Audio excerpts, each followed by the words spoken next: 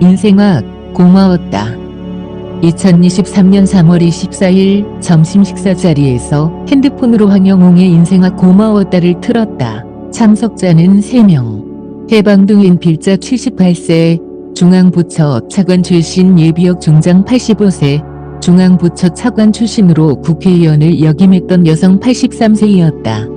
두 분은 광화문의 애국 집회엔 빠짐없이 참가하는 행동파 애국 시민이기도 하다.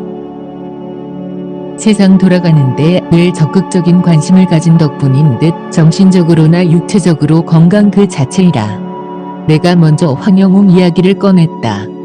요사이 제가 많이 배우고 있습니다. 한국엔 정말 열심히 살아가다가 상처 입은 사람들이 많은데 60대 이상이 대부분인 이들을 대변해주는 세력이 없다는 것을 알았습니다. 올연의 황영웅 가수가 나타나 노래로 이들을 위로했는데 기자들이 다 끝난 7년 전 일을 가지고 선동질하여 그를 하차시킨 뒤 마음에 큰 상처를 입고 있던 제가 황영웅 변호 동영상을 올렸더니 댓글이 수천 개씩 달리는데 그렇게 곱고 여리고 아픈 사연들을 읽고는 지나칠 수 없어 매일 댓글 편지들을 읽어주고 있습니다. 치열한 생존 경쟁에서 넘어지고 병들고 남편과 사별하고 아들을 가슴에 묻고 우울증으로 고생하고 암투병 중인 이들이 그런 고통 속에서도 이렇게 고운 마음을 유지하고 있다는 것이 신기하기도 합니다. 그들이 하루에도 수십 번씩 듣는다는 노래가 이겁니다.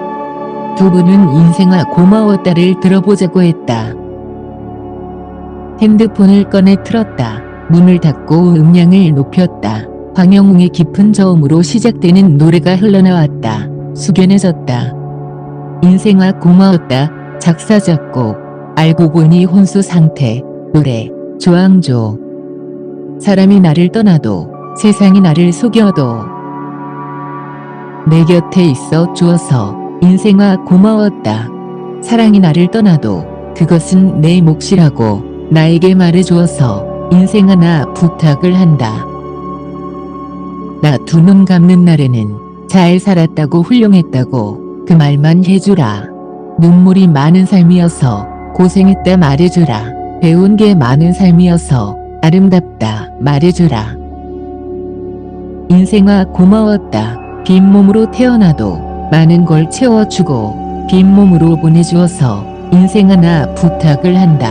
나 두 눈 감는 날에는 잘 살았다고 훌륭했다고 그 말만 해주라. 눈물이 많은 삶이어서 고생했다 말해주라. 배운 게 많은 삶이어서 아름답다 말해주라. 인생아 고마웠다.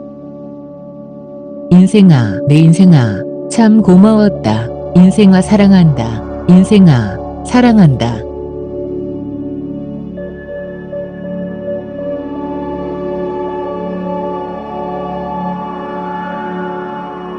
아픈 사람의 마음은 바람만 스쳐도 더 아프답니다. 노래가 끝났다. 두 분은 감동했다. 야, 정말 좋네요. 내가 이어서 조갑제 TV 동영상에 붙은 3월 18일자 댓글 내용을 소개했다. 제가 오늘 야근을 하는데 어느 한호분 모습을 보고 깜짝 놀랐습니다.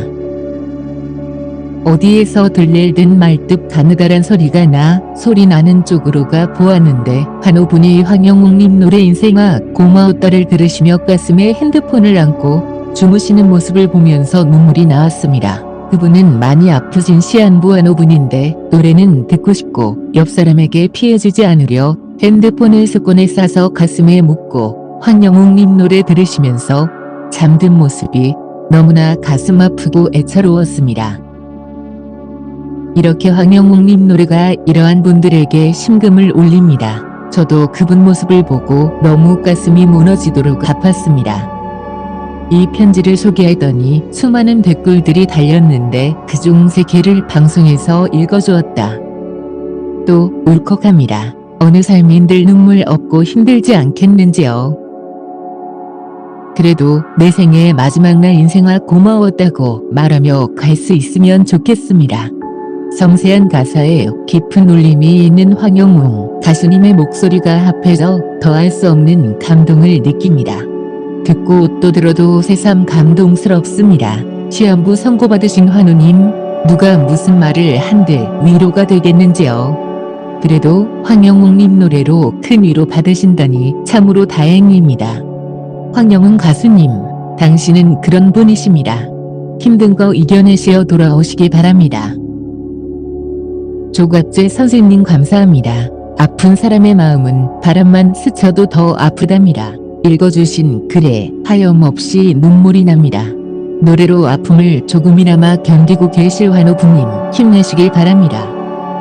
어렸을 때 너무나 가난하여 쌀밥은 설, 추석, 할아버지 생신 때나 먹어보고 컸지요. 아무것도 없이 시작한 결혼.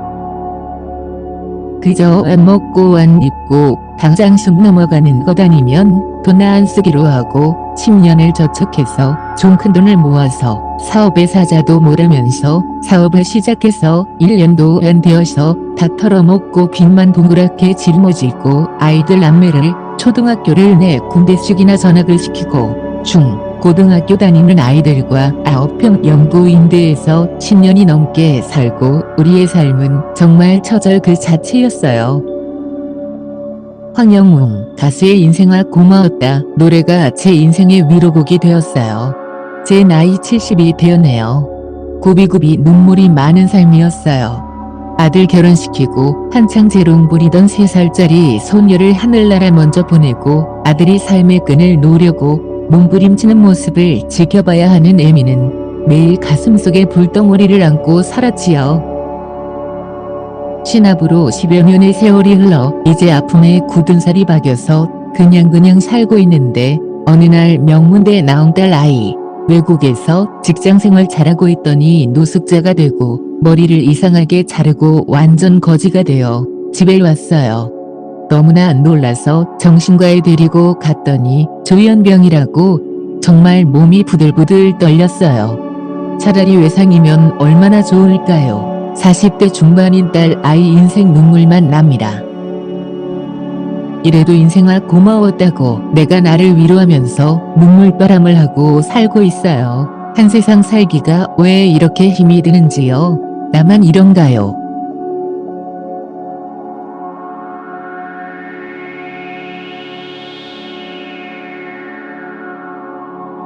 전과자 황영웅, 갱생 실패?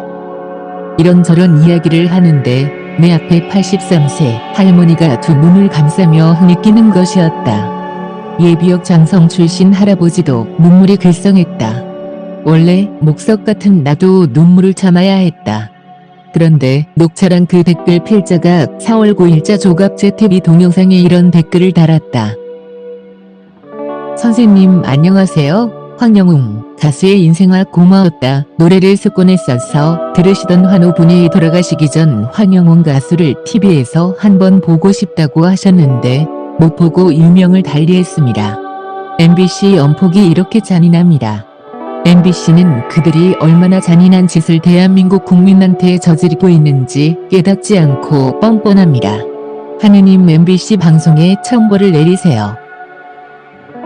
황영웅 가수의 노래로 서민들이 아둔한 노인의 팬심이 위로받고 치유받는 소박한 바람을 MBC가 망쳤습니다.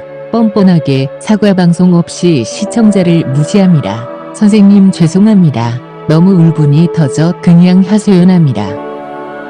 MBC 연예판은 지난 3월 초 전과자 황영웅 갱생 실패 불타는 트롯맨 불명의 하차 란 제목의 기사를 올렸다. 제목에서 기자의 오만이 물씬 풍겼다. 현재의 황영웅은 가수이지 전과자가 아니다. 전과자란 직업은 없다. 전과자 황영웅이라고 해놓으면이 사람의 모든 행위를 전과와 묶어버린다. 갱생 실패라는데 저렇게 노래를 잘 불러 수많은 사람들을 위로하는 것 자체가 갱생하고도 남는 삶을 살고 있다는 증거가 아닌가. 제목에 들어간 전과자, 갱생 실패, 불명예 하차를 모으면 이건 인격살해 아닌가? 참고로 국민 대비 벌금여 이상 전과 비율은 약 30%이다. MBC식이라면 전과자 이광재, 전과자 이재명, 전과자 정청래 등 1000만 국민 이상을 그렇게 표기해야 하고 전과자 방송 MBC라고 해야 공평하다. 이 기사는 이렇게 흘러간다. 지난달 22일 한 유튜버가 제기한 황영웅의 전과 의혹 폭로는 불타는 트롯맨과 시청자들을 발칵 뒤집어 놓았다. 황영웅에게 폭행 피해를 당했다고 주장한 AC. 황영웅이 주먹질을 했고 내 얼굴에 발길질을 했다. 황영웅은 친구들을 해유해 쌍방 폭행을 주장했고 나를 맞고소했다고 밝혔다. 빙산의 일각이었다. 물고 튼 A씨의 폭로는 걷잡을 수 없는 폭로의 물길을 만들었다. 학폭, 데이트 폭력, 자폐아 괴롭힘 등 과거사 폭로가 쏟아진 것. 파도 괴담만 나온다는 누리꾼들의 반응이 이어지며 하차 여론에 더욱 불을 붙였다. 기사는 일방적 주장을 모두 사실로 단정하고 있다. 기자로서 주장의 사실 여부를 확인하기 위한 노력을 했다는 흔적이 전혀 보이지 않는다. 기사는 전방위적 압박에 황영웅은 결국 잦은 하차를 택했고 갱생을 향한 여정은 막을 내렸다고 선언했다. 노래가 좋아서 노래 부르려고 나온 사람을 멋대로 갱생을 위한 여정이라고 단정했다. 그래서 내가 이런 보도를 학폭보다 더 무서운 넘폭이라고 장명했더니 꽤 유통되고 있다.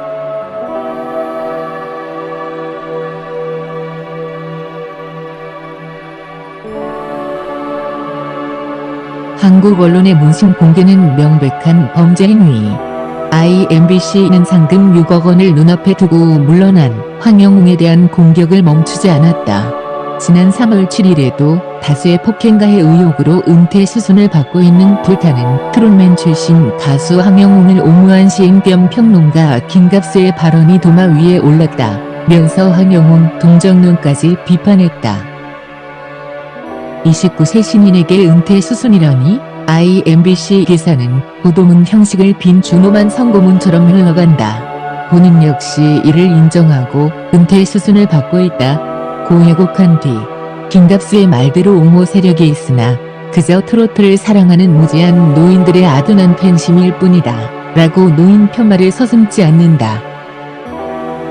교복에 반팔 문신을 하고 장애인하고 여자친구 친구 등을 막론하고 주먹질을 했다는 의혹을 받는 인물이다 라고 하더니 발전해 앞으로 나아가야 할 우리 사회에서 다시는 성공해선 안 될 연예인이 바로 황영웅이다 라고 인생 실패를 선포했다. 이 매체는 그런데 실수를 했다. 교복에 반팔 문신을 하고 라면서 황영웅의 문신 사진을 올린 것이다. 헌법 제17조는 모든 국민은 사생활의 비밀과 자유를 침해받지 아니한다고 했다. 문신은 사생활이고 신체상의 비밀이다. 관련 법령을 본다. 정보통신망이용 촉진 및 정보보호 등에 관한 법률 제70조 벌칙 한 사람을 비방할 목적으로 정보통신망을 통하여 공연히 사실을 적시하여 타인의 명예를 훼손한 자는 3년 이하의 징역이나 금고 또는 2천만 원 이하의 벌금에 처한다.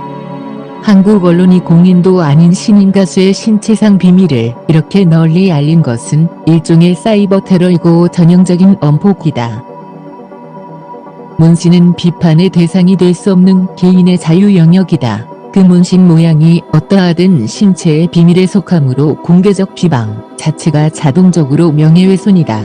황영웅 문신을 조폭과 연관시켜 설명한 경우가 많은데 이는 고의적 비방으로서 공익과는 관계없는 범죄 행위이다. 여기서 의문이 드는 것은 이렇게 많은 언론사들이 왜 황영웅 문신 사진을 올리고 지금도 내리지 않고 있는가이다. 황영웅은 이른바 곰돌이 흑수저니까 언론 앞에선 맥을 못 추는 가수니까 라는 일종의 계급차별 의식이 작동한 것은 아닐까?